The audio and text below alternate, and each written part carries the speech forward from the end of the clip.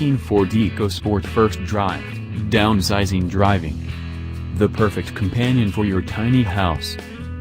Ford has taken full advantage of the now 3 decades-long SUV boom.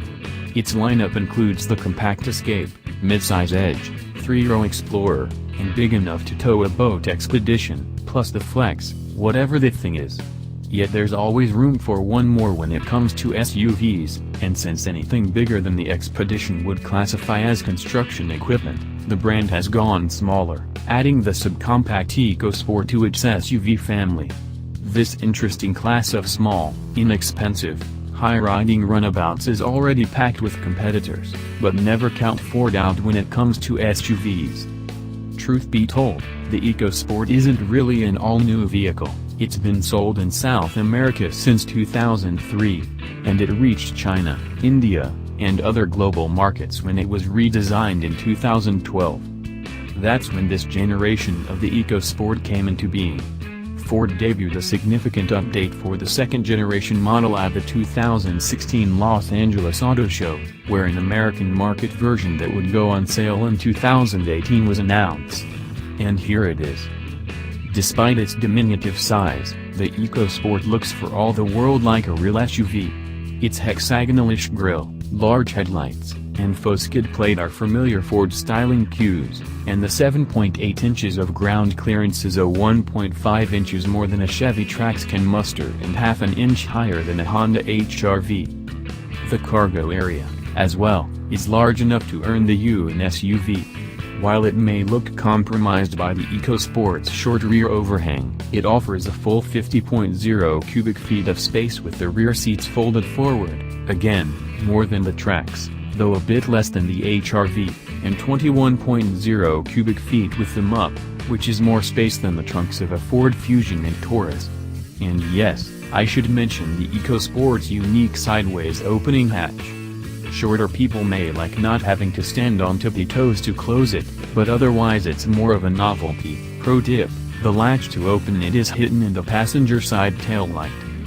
Though it ticks all of the SUV boxes, the EcoSport is very small. If the Expedition were the average American home, the EcoSport would be a tiny house. It's based on the same underpinnings as the Ford Fiesta, so it's basically an economy car on stilts. The interior is narrow in width, which means you'll be rubbing elbows with whoever's sitting shotgun, and rear seat head and legroom are in short supply. A family vehicle this is not, but the EcoSport still makes sense for singles, childless couples, and empty nesters. Compared to anything in its price range, though, a loaded EcoSport stands apart in terms of feature set. That's because the front 2 seats are the best ones in the house. There, at least, room is plentiful enough that your head and knees aren't touching anything, though, again, your elbows might.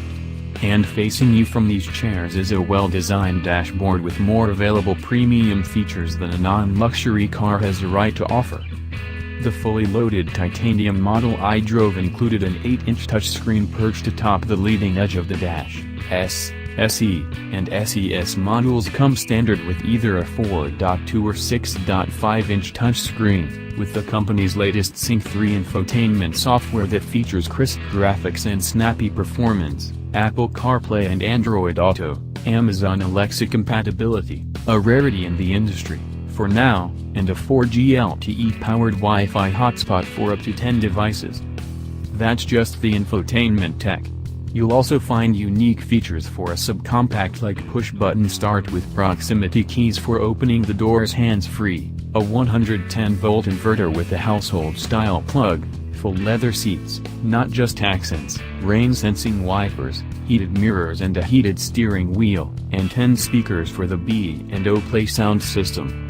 It's an impressive list of kit, perhaps enough to compete with the similarly sized but more expensive Buick Encore, an entry-level luxury competitor that's currently burning up sales charts. Compared to anything in its price range, though, a loaded EcoSport stands apart in terms of feature set. There are 2 engines offered, a turbocharged 1.0-liter 3-cylinder engine and a naturally aspirated 4-cylinder, both with automatic stop-start and both mated to a 6-speed automatic transmission. front-wheel drive EcoSports get the 1.0-liter, which generates 123 horsepower and 125 pound-feet of torque. Shockingly, Ford even says it's okay to tow with it, up to 1,400 pounds. All-wheel drive EcoSports like the one I drove, though, get the more powerful 2.0-liter engine, which produces a much stouter 166 horsepower and 149 pounds-feet of torque. That may not sound like a lot, but consider it's 26 and 29 horsepower more than the HR-V and Trax, respectively. The bigger motor lets you tow more, too, up to 2,000 pounds. That's not a small thing, as many subcompact SUVs don't permit towing at all. With more power, though, comes lower fuel economy. The EcoSport, regardless of which engine you choose, is a mile per gallon or two behind its closest competition. Front-wheel drive models with the smaller 1.0-liter engine can manage 28 miles per gallon combined. But the all-wheel drive version with the 2.0-liter engine that I tested achieves only a lackluster 25 miles per gallon combined, as well as 23 miles per gallon in the city and 29 on the highway. And that's with the inclusion of automatic start-stop. All-wheel drive versions of the Chevy Trax and Honda HR-V, meanwhile, score higher at 27 and 29 miles per gallon combined, respectively. On the road, the EcoSport feels peppy, pulling away from stops with a bit of verve that makes driving it fun. On the road, the EcoSport feels peppy, pulling away from stops with a bit of verve that makes driving it fun. It's not, however, as entertaining as an equally peppy economy car because of its height and relatively high ground clearance. While those qualities provide drivers an upright seating position and clear view of the road, they contribute to top-heavy handling that doesn't inspire confidence in turns. Keep the pace reasonable, though, and the EcoSport handles predictably, with an all-around ride that's a bit firm but still comfortable. It's quiet for the class, too. Only the aforementioned Buick Encore is quieter inside. It comes with active noise-canceling technology, or it does as well, isolating bumps from the driver and passenger. A luxury car it's not, but at least in fully loaded titanium spec, the EcoSport experience doesn't feel cheap.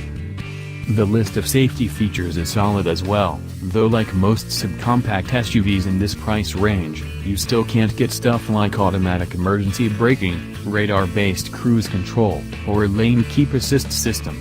Nevertheless, the EcoSport does come standard with a rear-view camera and can be had with reverse sensors, a blind spot warning system, and rear cross-traffic alert. As a whole, the EcoSport presents itself as a mature, sophisticated, three-quarter-scale SUV that tries very hard not to feel cheap. It doesn't always succeed, but it does so more than most subcompact SUVs. It'd be nice if the fuel economy were more impressive and the handling less top-heavy, but otherwise the newly immigrated EcoSport seems to have assimilated to its new life in America just fine.